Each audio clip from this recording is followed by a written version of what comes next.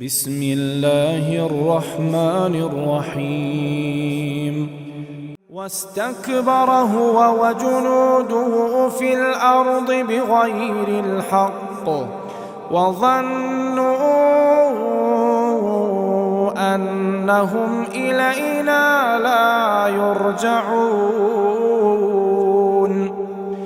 فأخذناه وجنوده فنبذناهم في اليم فانظر كيف كان عاقبة الظالمين وجعلناهم أئمة يدعون إلى النار ويوم القيامة لا ينصرون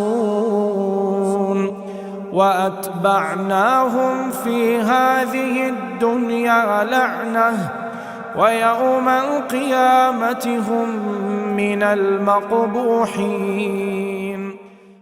السلام عليكم ورحمة الله وبركاته. ഖുർആൻ പദം 1317 ദിവസത്തിലേക്ക് എല്ലാവരെയും ഹാർദമായി സ്വാഗതം ചെയ്യുന്നു. വിശുദ്ധ ഖുർആനിലെ 28-ാമത്തെ അധ്യായമായ സൂറത്തുൽ ഖസസിലെ 39 മുതൽ 42 വരെയുള്ള ആയത്തുകളാണ് ഇന്ന് പഠന വിധേയമാക്കുന്നത്. ക്ലാസ് ആരംഭിക്കുന്നതിനായി ആദരണീയനായ ഡോക്ടർ എ വിലായത്തുള്ള സാഹിബിനെ ക്ഷണിക്കുന്നു. അസ്സലാമു അലൈക്കും വറഹ്മത്തുള്ളാഹി വബറകാതുഹു. അഊദു ബില്ലാഹി മിനശ് ശൈത്വാനിർ റജീം. ബിസ്മില്ലാഹിർ റഹ്മാനിർ റഹീം.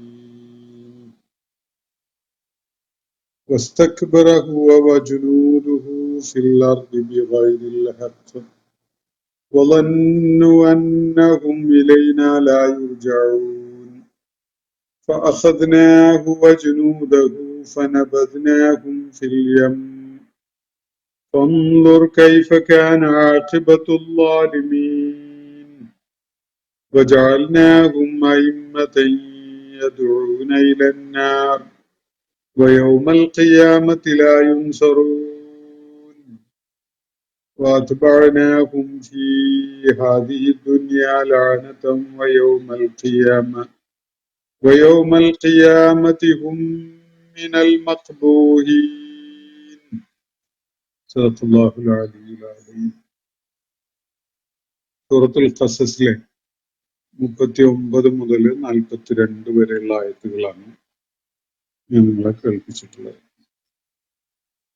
ഇന്ന് പാരായണം ചെയ്ത ആയത്തുകളിൽ ആദ്യത്തെ ആയത്ത് ഇന്നലെ നമ്മൾ ഭാഗികമായി ചർച്ച ചെയ്തതാണ്. പക്ഷെ അതുമായി ബന്ധപ്പെട്ടുകൊണ്ടുള്ള വിശദാംശങ്ങൾ വേണ്ട വിധത്തിൽ വ്യക്തമാക്കപ്പെട്ടിട്ടുണ്ടായിരുന്നില്ല. അപ്പോ 39-ാമത്തെ ആയത്ത് ഉൾപ്പെടെ ഉള്ള ഭാഗമാണ് 42 വരെയുള്ള ആയത്തുകളാണ് നമ്മൾ ഇന്ന് പഠന വിധേയമാക്കുന്നത്.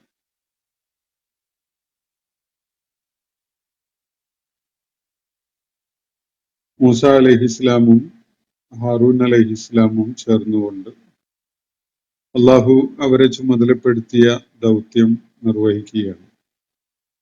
ഈജിപ്തില് ഫിറോവിന്റെ ഭരണസിരാ കേന്ദ്രത്തിൽ തന്നെ എത്തിക്കൊണ്ട് അവര് ഫിറോവിനോട് അള്ളാഹു നിർദ്ദേശിച്ച പ്രകാരം ആവശ്യപ്പെടുന്നത് പ്രപഞ്ചനാഥനായ അള്ളാഹുവിന് അടിമപ്പെടുവാനാണ്. തനിക്ക് മീതെ തന്നെ ചോദ്യം ചെയ്യുന്നവനായി, തന്നെ നിയന്ത്രിക്കുന്നവനായി ആരുമില്ല എന്ന വിധത്തില് അഹങ്കാരവും നിഗളിപ്പും ധിക്കാരവും ഒക്കെ കാണിച്ചുകൊണ്ട് അധികാരം കൈയാളുകയായിരുന്ന ഫിറോവിന്റെ അടുക്കലേക്കാണ് അവര് പ്രപഞ്ച സൃഷ്ടാവായ അള്ളാഹുവിന്റെ അടിമകളാണ് എന്ന കാര്യം ഓർമ്മപ്പെടുത്തുന്ന വിധത്തില് മൂസ അലൈഹിസ്ലാമും ഹാറൂൻ അലൈഹിസ്ലാമും ചേർന്നുകൊണ്ട് കാര്യങ്ങൾ വ്യക്തമാക്കുന്നതും അള്ളാഹുവിന്റെ അടിമത്വത്തിലേക്ക് മടങ്ങുവാൻ ഫിറോവിനെ അതുപോലെ അയാളോടൊപ്പം നിലകൊള്ളുന്ന ആളുകളെ ഒക്കെയും ക്ഷണിക്കുകയുണ്ടായത്. മൂസ അലൈഹിസ്ലാം അവരോട് പറയുന്ന കാര്യങ്ങൾ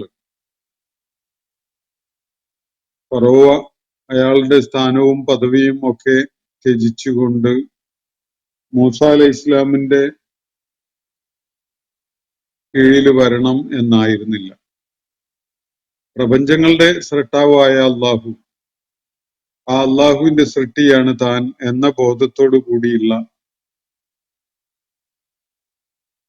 ആ രീതിയിൽ കാര്യങ്ങളെ ഉൾക്കൊണ്ടുകൊണ്ടുള്ള ഒരു ജീവിതമാണ് കാഴ്ചവെക്കേണ്ടത് എന്നതാണ് ഫിറോവിനോടായിട്ട് അയാളുടെ കൂടെയുള്ളവരോടൊക്കെ ആയിട്ട് മൂസ അലൈഹി ഇസ്ലാമും ഹാറൂൻ അലൈഹി ഇസ്ലാമും പറയുന്നത്. പക്ഷെ അഹന്തയുടെ, അധികാരത്തിന്റെയും സ്ഥാനപദവികളുടെയും വലിപ്പങ്ങള് മുൻനിർത്തിക്കൊണ്ട് ജനങ്ങളുടെ മുന്നിൽ അഹങ്കാരം കാണിച്ചുകൊണ്ട് നിലകൊണ്ടിരുന്ന ഫിറോൻ മൂസ അലൈഹി ഇസ്ലാം പറയുന്നതിന്റെ അന്തസത്ത ഉൾക്കൊള്ളുന്ന വിധത്തിലായിരുന്നില്ല പ്രതികരിക്കുകയുണ്ടായത്. അയാൾ പറഞ്ഞത്, മൂസ ഇപ്പോ കൊണ്ടുവന്നിരിക്കുന്ന അല്ലെങ്കിൽ തന്റെ പ്രവാചകത്വത്തിനുള്ള തെളിവായിട്ട് അവതരിപ്പിച്ചിരിക്കുന്ന കാര്യങ്ങളൊക്കെയും കേവല ജാലവിദ്യയുടെയോ മാരണക്രിയയുടെയോ ഒക്കെ ഫലമായിട്ടുള്ള സംഗതികൾ മാത്രമാണ്. ഇയാൾ പറയുന്ന ഈ ആശയങ്ങളൊന്നും തന്നെ മുമ്പെങ്ങും ഞങ്ങള് കേട്ടിട്ടില്ലാത്തതും പൂർവികരായ സമൂഹങ്ങൾക്കിടയിൽ ആരും ഉന്നയിച്ചിട്ടില്ലാത്തതുമായ കാര്യങ്ങളാണ്. മൂസ അലൈഹി ഇസ്ലാം പക്ഷേ താൻ ദൈവനിയുക്തനായ ദൂതനാണ് എന്നതിന് ഈ തെളിവുകൾ, ഈ ബുർഹാനുകളൊന്നും മതിയായതല്ല എന്നുണ്ടെങ്കിൽ തീർച്ചയായിട്ടും എന്നെ നിയോഗിച്ചയച്ചിരിക്കുന്ന അള്ളാഹുവിന് നന്നായിട്ട് അറിയാം ഞാൻ ദൈവിക മാർഗദർശനവുമായി വന്നിട്ടുള്ള പ്രവാചകൻ തന്നെയാണ്. അത് ധാരാളം മതി. കാര്യങ്ങളുടെ ആത്യന്തികമായ പരിണിതി നിശ്ചയിക്കപ്പെടുന്നത് ആർക്ക് അനുകൂലമായിട്ടായിരിക്കും എന്നതും അവന് നന്നായിട്ട് അറിയാം എന്നതാണ് മൂസ അലൈഹി ഇസ്ലാം ചൂണ്ടിക്കാട്ടിയ കാര്യം. ആ ഘട്ടത്തില് ജനങ്ങളുടെ നേരെ അല്ലെങ്കിൽ തന്റെ പ്രമാണിമാരുടെ നേരെ തിരിഞ്ഞുകൊണ്ട് ഫിറോൻ പറയുന്നത്, ഇങ്ങനെ ഒരു ഇലാഹ് നിങ്ങൾക്കായി ഞാനല്ലാത്ത മറ്റൊരു ഇലാഹ് ഉള്ളതായിട്ട് എനിക്ക് അറിയാൻ പറ്റിയിട്ടില്ല. എന്നെ സംബന്ധിച്ചിടത്തോളം, ഞാൻ അറിയുന്നിടത്തോളം നിങ്ങളുടെ മേൽ സമ്പൂർണമായ അധികാരമുള്ളവൻ ഞാനാണ്. ഞാനല്ലാത്ത, എനിക്ക് മീതെ ശേഷിയും ശക്തിയുമുള്ള ഒരു ആരാധ്യൻ നിങ്ങൾക്കുള്ളതായിട്ട് എന്റെ അറിവിലില്ല. ഇത് പറഞ്ഞുകൊണ്ടാണ് ഹാമാനെ വിളിച്ചുകൊണ്ട് തനിക്ക് വലിയൊരു ഗോപുരം പണിതു കൊടുക്കാൻ വേണ്ടി ഫിറോൻ ആവശ്യപ്പെടുന്നത്. ഗോപുരം പണിയാൻ ആവശ്യപ്പെട്ടത് ആകാശത്തിന്റെ ഉച്ചിയിലേക്ക് കയറി നിന്ന് ഒന്ന് മേലോട്ട് ഏന്തി നോക്കി അവിടെ എങ്ങാനും താനല്ലാത്ത കാര്യങ്ങളുടെ മേൽ അധികാരവും നിയന്ത്രണവുമുള്ള ഒരു ആരാധ്യനുണ്ടോ എന്നത് നോക്കിക്കാണുന്നതിന് വേണ്ടിയാണ് എന്നാണ് ഫിറോൻ പറയുകയുണ്ടായത്. ഇതിനെ തുടർന്നാണ് നമ്മൾ ഇന്ന് വായിച്ച ആയത്തുകൾ വരുന്നത്. ഇവിടെ ഫിറോൻ എന്ത് നിലപാട് സ്വീകരിച്ചു എന്നത് കൂടുതൽ വ്യക്തമാക്കപ്പെടുകയാണ്. വസ്തക്ബറ ഹുവ വജുനൂദുഹു, ഫിറോനും അയാളുടെ സൈനികരും വലിയ അഹന്ത കാണിച്ചുകൊണ്ട് ധിക്കാരപരമായിട്ടാണ് തുടർന്ന് പ്രവർത്തിക്കുകയുണ്ടായത്. വസ്തക്ബറ ഹുവ വജുനൂദുഹു ഫിൽ അർദ്, നാട്ടിൽ വലിയ അഹങ്കാരവും ധിക്കാരവും ഒക്കെ കാണിക്കുന്ന വിധത്തിലാണ് അവരുടെ നിഗളിപ്പ് ഉണ്ടായത്. ബിഗൈരിൽ ഹഖ്, അതാണെങ്കിൽ അവർക്കൊട്ടും അർഹതപ്പെട്ടതായിരുന്നില്ല. സാധാരണഗതിയിൽ എന്തെങ്കിലും വിധത്തില് അഭിമാനബോധം കാണിക്കാനോ അല്ലെങ്കിൽ തലയെടുപ്പ് കാണിക്കാനോ ഒക്കെ ന്യായമായ അർഹതയുള്ള ആളുകള് തന്നെ അത് ചെയ്യുമ്പോ അതില് അഹങ്കാരവും അല്ലെങ്കിൽ ധാർഷ്ട്യതയും ഉൾക്കൊള്ളുന്നുണ്ടാകും. ഇവിടെ അതിനുള്ള അർഹതയും ഇല്ലാത്ത വിധത്തിലാണ് ഫിറോനും അയാളുടെ സൈനികരും നാട്ടിൽ വലിയ നിഗളിപ്പ് കാണിച്ചുകൊണ്ട് മറ്റുള്ളവരെ അടിച്ചമർത്തുന്ന ഒരു നിലപാട് സ്വീകരിച്ചുകൊണ്ട് മുന്നോട്ട് പോകുന്നു. വസ്തക്ബറ ഹുവ വജുനൂദുഹു ഫിൽ അർദ് ബിഗൈരിൽ ഹഖ് എന്നുള്ള യാതൊരു അവകാശവും ഇല്ല, അർഹതയും ഇല്ല. ഇതാണ് അവരുടെ അവസ്ഥ. എന്തെങ്കിലും കാര്യത്തിൽ അഹങ്കരിക്കാനോ നിഗളിപ്പ് കാണിക്കാനോ അല്ലെങ്കിൽ ഒരു പൊങ്ങച്ചം കാണിക്കാനോ ഒന്നും പറ്റുന്ന വിധത്തിലുള്ള യാതൊരു കോപ്പും അവരുടെ കയ്യിലില്ല. അവർ അതിനുള്ള അർഹതയുള്ളവരുമല്ല. അങ്ങനെ അഹങ്കാരം കാണിക്കാൻ, കിബിറ് കാണിക്കാൻ അവരുടേതായിട്ട് അവർക്ക് അത് അവരുടെ അവകാശമാണ് എന്ന് പറയാവുന്ന യാതൊന്നും അവർക്കില്ല. യഥാർത്ഥത്തില് അതിനുള്ള അർഹതയുള്ള ഒരേ ഒരു ശക്തി അള്ളാഹുവാണ്. അള്ളാഹു അവനെ കുറിച്ച് തന്നെ ജബ്ബാർ എന്നും മുതകബ്ബിർ എന്നൊക്കെ പറയുന്ന നമുക്ക് കാണാൻ സാധിക്കും. അത് അള്ളാഹുവിന്റെ മഹത്വത്തിന്റെ ഭാഗമാണ്. അള്ളാഹു അല്ലാത്ത ഒരാൾക്കും എന്ന് പറഞ്ഞാൽ എല്ലാറ്റിനും, ശ്വാസവായുവിന് പോലും അള്ളാഹുവിനെ ആശ്രയിച്ചു കഴിയുന്ന അടിമകളെ സംബന്ധിച്ചിടത്തോളം ഒരു കാര്യത്തിലും നിഗളിപ്പോ അഹന്തയോ കാണിക്കാനുള്ള യാതൊരു അർഹതയുമില്ല. അങ്ങനെയുള്ളവര് നിഗളിപ്പും അഹന്തയും ഒക്കെ കാണിക്കുമ്പോൾ അതാണ് ഏറ്റവും വലിയ കിബിറായിട്ട് മാറുന്നത് എന്നതാണ് ഇവിടെ സൂചിപ്പിക്കപ്പെടുന്നത്. ഫിറൗന്റെ സൈനികരും ഒക്കെ ഈ നിഗളിപ്പും അഹന്തയും കാണിച്ചുകൊണ്ടാണ് നാട്ടില് വിരാജിക്കുകയുണ്ടായത്. വളന്നു അന്നഹും ഇലൈന ലാ യുർജഊൻ മാത്രവുമല്ല, അവർ കരുതിയത് അവരൊരിക്കലും തന്നെ നമ്മുടെ അടുക്കലേക്ക് തിരിച്ചയക്കപ്പെടുന്നതല്ല എന്നതാണ്. എന്നെങ്കിലും ഒരു നാളിൽ അള്ളാഹുവിന്റെ അടുക്കലേക്ക് തിരികെ എത്തേണ്ടി വരും. അപ്പോ അള്ളാഹു അമാനത്തായിട്ട് നൽകിയിട്ടുണ്ടായിരുന്ന എല്ലാ സംഗതികളും, അധികാരമായാലും ശക്തിയായാലും സൈനിക ബലമായാലും ബുദ്ധി വൈഭവമായാലും നാട്ടില് ഉണ്ടായിരുന്ന സ്വാധീനമായാലും സമ്പത്തായാലും എന്ത് സംഗതിയുടെ വിധത്തിലാണ്, ഏത് കാര്യത്തിന്റെ പേരിലാണ് അവര് സ്വയം മികച്ചവരായിട്ട് കണ്ടിരുന്നത്, അതിന്റെ പേരില് യഥാർത്ഥത്തിൽ അവർ അള്ളാഹുവിനോട് കടപ്പെട്ടവരായിട്ടാണ് ഉള്ളത്. പക്ഷെ ആ കടപ്പാട് കാണിക്കേണ്ടി വരും. അള്ളാഹുവിന്റെ അടുക്കലേക്ക് തിരിച്ചയക്കപ്പെടും. അങ്ങനെ അള്ളാഹു തങ്ങളെ ഏൽപ്പിച്ചിരുന്ന അമാനത്തായിരുന്ന കാര്യങ്ങളുടെ പേരിൽ അവനോട് ഉത്തരം ബോധിപ്പിക്കേണ്ടി വരും എന്ന കാര്യം അവര് അങ്ങനെ ഒരു കരുതല് പോലും, ഒരു തോന്നല് പോലും അവർക്കുണ്ടായിരുന്നില്ല. അവര് കിബറിലാണ് കഴിഞ്ഞുകൂടിയിരുന്നത്.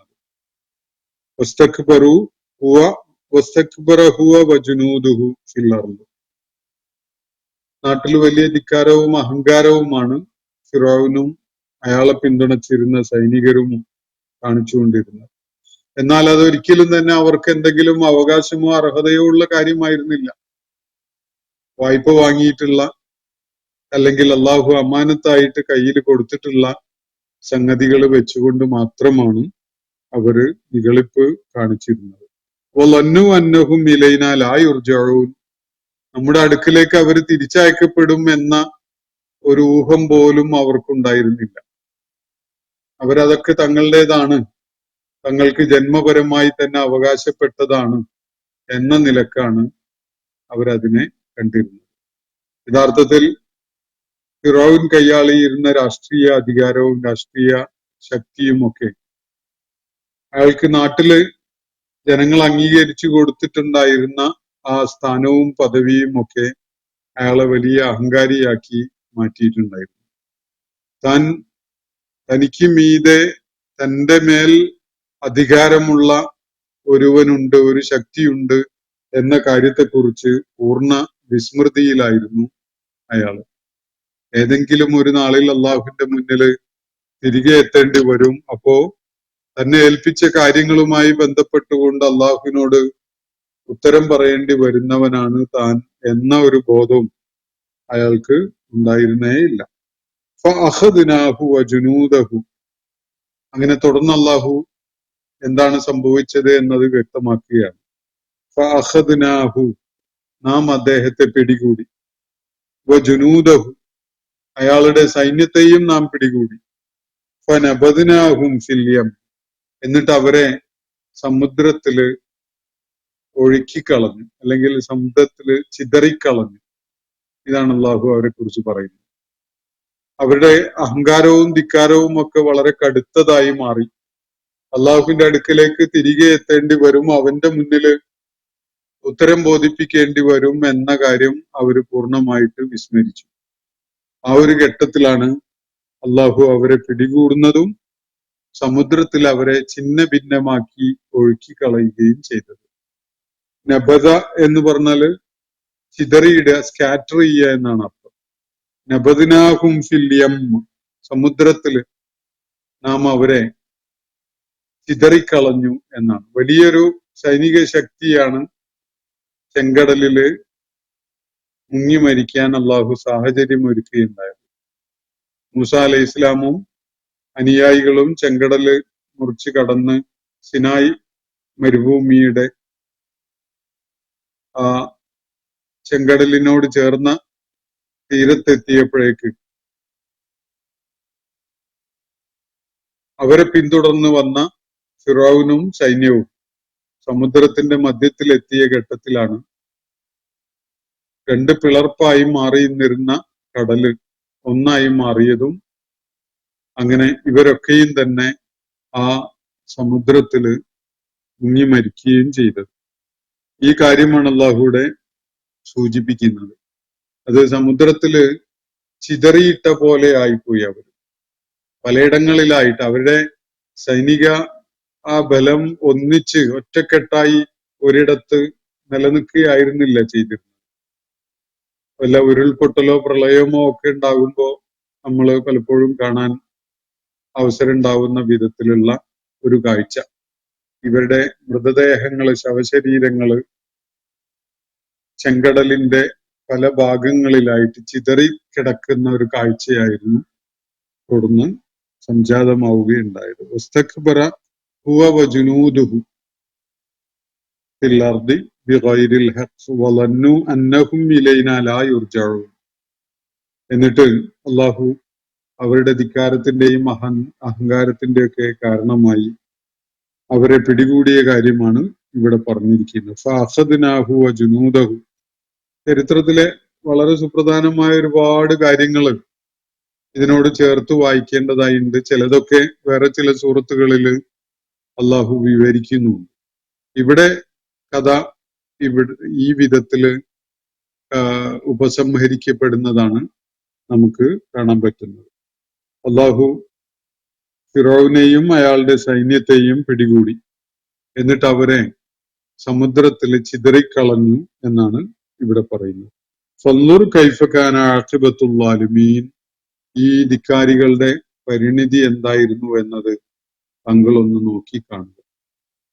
ചരിത്രത്തിൽ എല്ലാവർക്കും ഗുണപാഠം ഉൾക്കൊള്ളാൻ കഴിയുന്ന വിധത്തില് അള്ളാഹു അയാളുടെ ശരീരം സംരക്ഷിക്കുകയായിരുന്നു.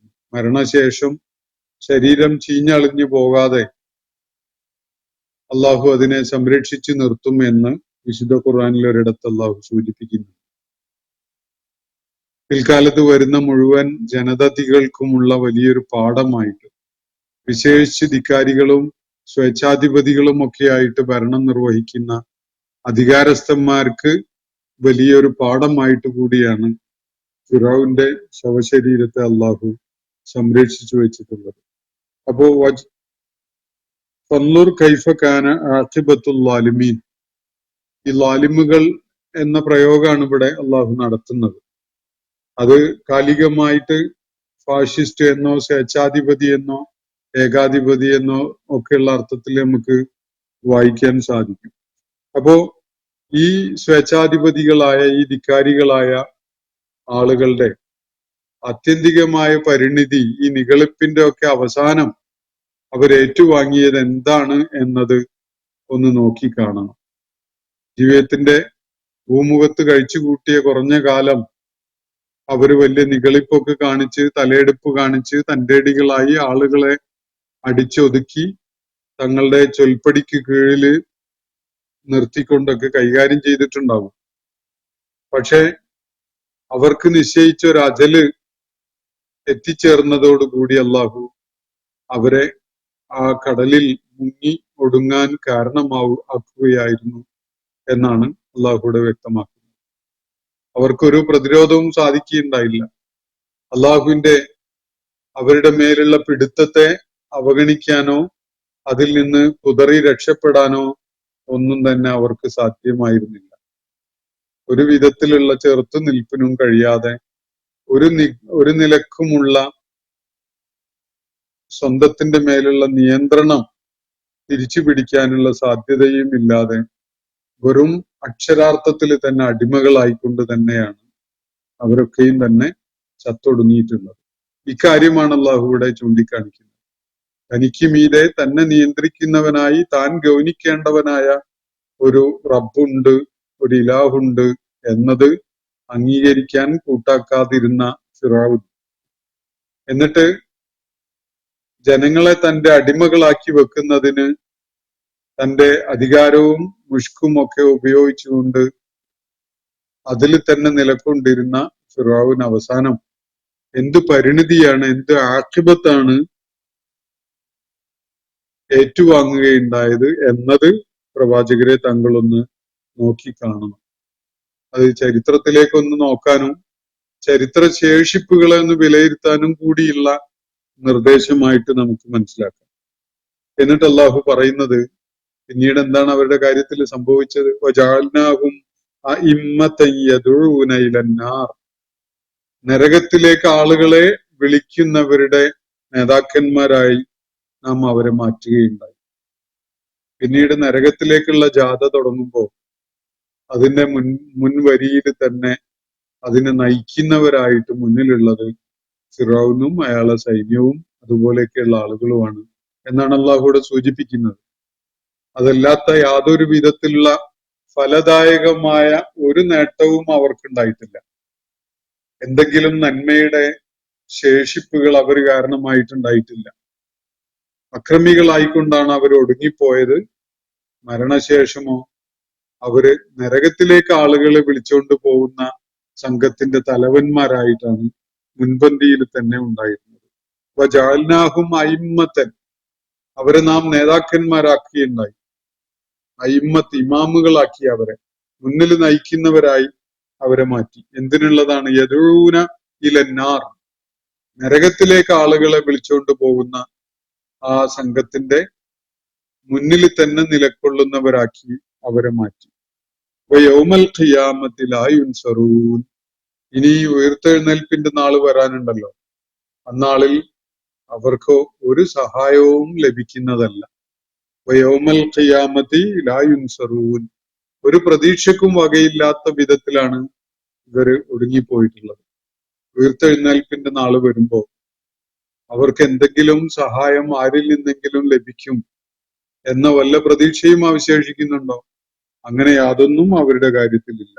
വഅത്ബഅനാഹും ഫീ ഹാദിഹി ദുനിയ ലഅനതൻ, അവരെ പിന്തുടർന്ന് അവർക്കായിട്ട് അവശേഷിപ്പിച്ചിട്ടുള്ളത്, നാം അവരെ പിന്തുടർത്തിയിട്ടുള്ളത് ശാപമാണ് എന്ന് പറഞ്ഞാൽ അവരെ ഒടുങ്ങിപ്പോയതിനു ശേഷം സമുദ്രത്തിൽ അവര് ചിന്നിച്ചിതറിയവരായി മാറിയതിനു ശേഷം പിന്നീട് ഈ ഭൗതിക ലോകത്ത് അവർക്കായി എന്താണ് ബാക്കിയുള്ളത്?